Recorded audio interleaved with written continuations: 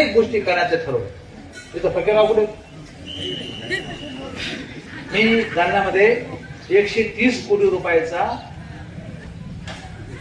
Bhim park Vipassana केंद्र या ठिकाणी तत्वतः मान्य केलं.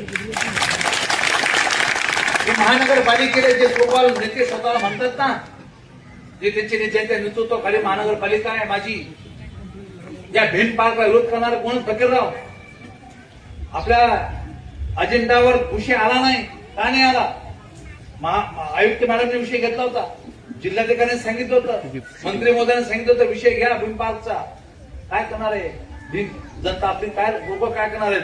ज्या लोकांच्या हातात महानगरपालिका आहे त्यांनी विषय हा भीम पार्कचा अजेंड्यावरती येऊन दिला नाही. त्यांचा जाहीरपणे निषेध या ठिकाणी मी करतो. 130 कोटी रुपयाचा विपश्यना केंद्र आपण या ठिकाणी मंजूर केलं होतं. ते विपश्यना केंद्र सुद्धा त्या माझे आमदार त्याला विरोध होतो.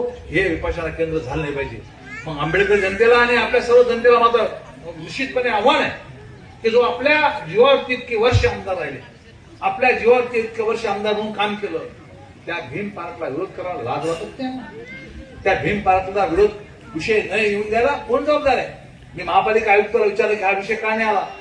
तुम्ही साहेब मला माहित नाही. महापौरला विचारला, महापौर गायकवाडला विचार, भाऊ समजून घ्या ना, जाऊन द्या ना, आता पुढच्या वेळेस घेते ना भाऊ, तू यावेळेस का नाही?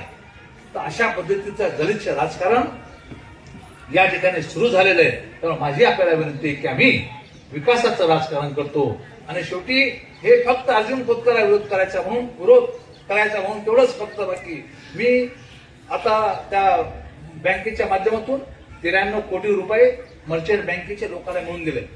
इथं असेल काही लोकांचे पैसे 93 कोटी रुपये मी या ठिकाणी मर्चंट बँकेला मिळून दिले.